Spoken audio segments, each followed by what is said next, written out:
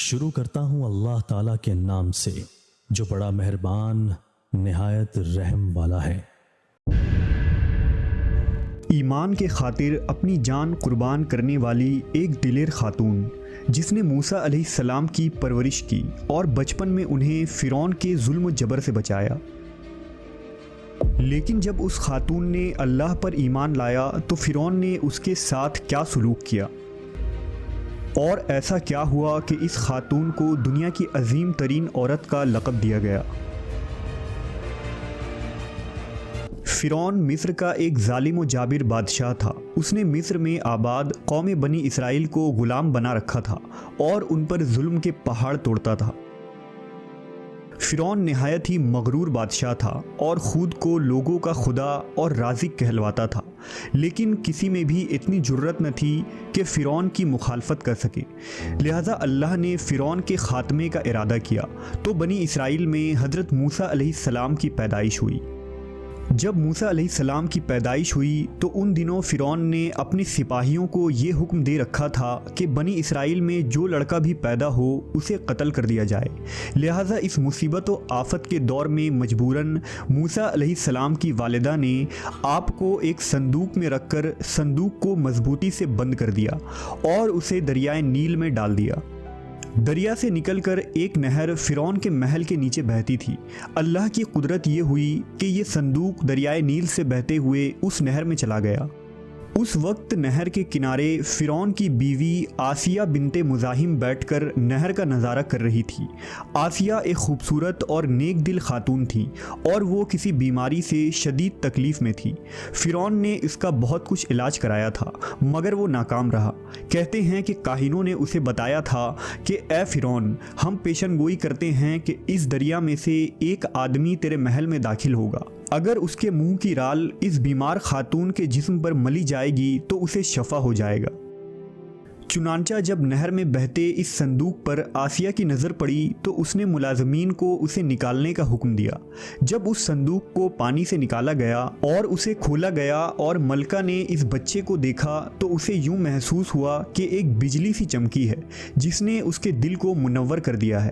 آسیہ کے دل میں اس بچے کی محبت نے گھر بنا لیا۔ اس بچے کا لعب دہن جیسے ہی ان کے ہاتھوں پر پڑا تو انہیں شفا ہو گئی۔ فرعون کی بیوی آسیہ کی بدن سے کوئی لڑکا نہ تھا اور وہ بے اولاد تھی، لہٰذا اس پاک دل خاتون کی ممتا جاگ اٹھی اور اس نے موسیٰ علیہ السلام کو گود لے لی۔ اس طرح اللہ کی قدرت سے موسیٰ علیہ السلام کی پرورش اسی فرعون کے محل میں ہوئی جس نے آپ علیہ السلام کے ہاتھوں سے ہلاک ہونا تھا۔ دراصل لفظ فرعون اس دور میں مصر کے بادشاہ کا لقب ہوا کرتا تھا۔ موسیٰ علیہ السلام کے قصے کے سلسلے میں دو فرعونوں کا ذکر آتا ہے، ایک وہ جس کے زمانے میں آپ پیدا ہوئے اور جس کے گھر میں آپ نے پرورش پائی، اور دوسرا وہ جس کے پاس آپ ایمان کی دعوت اور بنی اسرائیل کی آزادی کا مطالبہ لے کر گئے اور جو سمندر میں غرق ہو گیا۔ لہٰذا بی بی آسیہ کا خاوند جس نے موسیٰ علیہ السلام کو اپنے محل میں رکھا، اس فرعون کا نام رامسس ثانی بتایا جاتا ہے۔ دراصل بی بی آسیہ ریان بن ولید کی پوتی تھی۔ ریان بن ولید وہی بادشاہ تھا جو یوسف علیہ السلام کے دور میں عزیز مصر تھا اور اس نے حضرت یوسف پر ایمان بھی لایا تھا۔ جب مصر پر قبطی خاندان کی حکومت آئی تو فرعون نے اپنی طاقت کے زور پر بی بی آسیہ سے شادی کر لی اور انہیں دھمکی دی کہ اگر انہوں نے شادی سے انکار کیا تو ان کے والدین کو قتل کر دیا جائے گا۔ لیکن شادی کے بعد بھی اللہ نے حضرت آسیہ کو فرعون کے شر سے محفوظ رکھا اور وہ آپ پر قادر نہ ہو سکا۔ مورخین لکھتے ہیں کہ اللہ نے فرعون کو نامرد بنا دیا تھا، اور بعض نے لکھا کہ فرعون کو ایسی بیماری تھی کہ طبیبوں نے اسے ساری عمر صحبت کرنے سے منع کر دیا تھا، لہذا فرعون کبھی بھی حضرت آسیہ کے قریب نہ جا سکا۔ یہ بھی اللہ کی ایک حکمت تھی تاکہ بی بی آسیہ فرعون کے ناپاک جسم سے محفوظ رہ سکے۔ بہرحال حضرت موسیٰ کی پرورش فرعون کے محل میں کسی شاہی فرد یا شہزادے کے مانند ہوئی۔ ہر طرح کے آرام و آرائش آپ کے لیے دستیاب تھے، لیکن قبطیوں کے درمیان زندگی گزارنے کے باوجود موسیٰ علیہ السلام فطری طور پر ان سے مختلف کردار کے مالک تھے۔ حضرت موسیٰ فرعون کے غرور و تکبر اور خدائی کے دعووں کو ناپسند کیا کرتے تھے اور ہمیشہ توحید کے متعلق واضح بات کیا کرتے جو فرعون اور اس کے درباریوں کو ناگوار گزرتی تھی۔ بہت جلد وہ وقت بھی آ گیا جب اللہ نے حضرت موسیٰ علیہ السلام کو نبوت عطا کی اور آپ فرعون کے دربار میں اسلام کی دعوت لے کر تشریف لائے۔ اس وقت فرعون کے مطالبے پر جادوگروں اور موسیٰ علیہ السلام کے درمیان سحر کا مقابلہ ہوا، جس میں حضرت موسیٰ کی عصا حقیقی سانپ میں تبدیل ہو گئی اور جادوگروں پر حق واضح ہو گیا کہ یہ اللہ کے سچے رسول ہیں جنہیں ہماری ہدایت کے لیے بھیجا گیا ہے، جبکہ فرعون اپنے انا اور غرور پر قائم رہا اور موسیٰ علیہ السلام کے دعوت کا انکار کر دیا۔ اسی دربار میں بی بی آسیہ بھی موجود تھیں، لہذا آپ نے جب یہ سنسنی خیز منظر دیکھا تو آپ کے دل میں فوراً حق کا نور چمک اٹھا اور آپ موسیٰ علیہ السلام پر ایمان لے آئیں۔ بی بی آسیہ فرعون مصر کی بیوی اور ملکہ تھی۔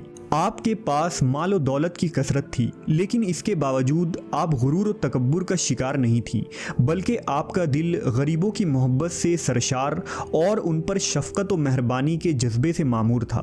آپ دل کھول کر ان پر صدقہ و خیرات کیا کرتی، اسی وجہ سے آپ کو ام المساکین یعنی مسکینوں کی ماں بھی کہا جاتا ہے۔ چونکہ بی بی آسیہ اپنے شوہر رامسس کے مظالم کو بھی خوب جانتی تھیں، اس لیے اپنے ایمان کا اظہار نہ کیا۔ آپ چھپ چھپا کر ایک اللہ کی عبادت کیا کرتی اور اللہ سے یہ دعا کرتی کہ اے اللہ مجھے فرعون اور اس کے عمل سے نجات دے، میں اس کے کفریہ حرکتوں سے بیزار ہوں۔ حضرت آسیہ خفیہ طور پر موسیٰ علیہ السلام کے خدا کی عبادت کرتی اور دعا و استغفار میں مشغول رہتی، یہاں تک کہ فرعون کو ایک دن آپ کے ایمان لانے کی خبر ہو گئی۔ اس نے ایک روز اپنے درباریوں سے کہا، کیا تم لوگوں کو میری بیوی کی کچھ خبر ہے؟ تم لوگ اس کے متعلق کیا جانتے ہو؟ سب نے بی بی آسیہ کی بڑی تعریف کی اور ان کی بھلائیاں بیان کی۔ فرعون نے کہا، کیا تم لوگوں کو نہیں معلوم وہ میرے سوا دوسرے خدا کو مانتی ہے؟ لہذا فرعون نے حضرت آسیہ کو دربار میں بلایا اور ان سے دریافت کیا کہ تو کسے اپنا معبود مانتی ہے؟ حضرت آسیہ نے دلیری اور جذبہ ایمانی سے جواب دیا کہ میں موسیٰ کے رب پر ایمان رکھتی ہوں جو میرا، تیرا اور ہم سب کا خدا ہے۔ فرعون اس بے باک جواب پر غضبناک ہو گیا اور بہت جلد پورے شہر میں اس بات کی شہرت ہو گئی کہ فرعون کی بیوی اور ملکہ نے فرعونی طور طریقے کو ٹھکراتے ہوئے دین موسیٰ قبول کر لیا ہے۔ پہلے تو فرعون نے بی بی آسیہ کو سمجھا بجھا کر، ترغیب دلا کر اور ڈرا دھمکا کر موسیٰ علیہ السلام کے دین کو چھوڑنے کو کہا، لیکن جب اس نے حضرت آسیہ کے چٹان جیسے مضبوط ایمان اور جذبے کو دیکھا تو اس نے ظلم و بربریت سے کام لینے کی ٹھان لی۔ فرعون نے اپنے اہلکاروں کو حکم دیا کہ آسیہ کو تپتے ہوئے ریگستان کی دھوپ میں لٹا دیا جائے، لہذا آپ کو شدید گرمی میں ریت کے تپتے میدان میں چھوڑ دیا گیا۔ فرعون اس جگہ دورہ کرتا رہا اور کہتا رہا کہ اب تو باز آ جا، اگر تو نے میری بات مان لی تو محل کی شاہی زندگی اور آرام و آرائش تیری منتظر ہے۔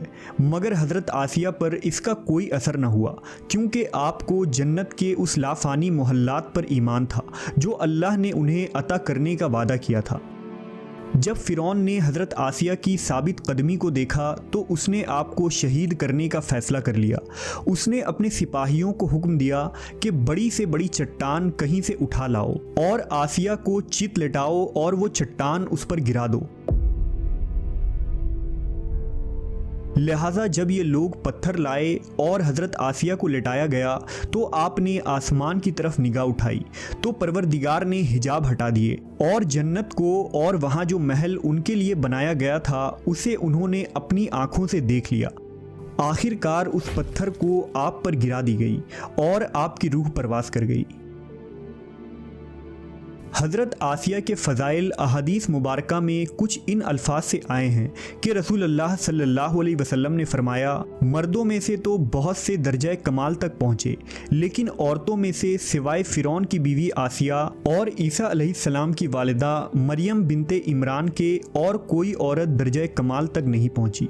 اس طرح ایک اور روایت میں آتا ہے کہ آپ صلی اللہ علیہ وسلم نے فرمایا، جنتی عورتوں میں سب سے افضل خدیجہ بنت خویلد فاطمہ بنت محمد اور فرعون کی بیوی آسیہ بنت مزاحم اور عیسیٰ علیہ السلام کی والدہ مریم بنت عمران ہے۔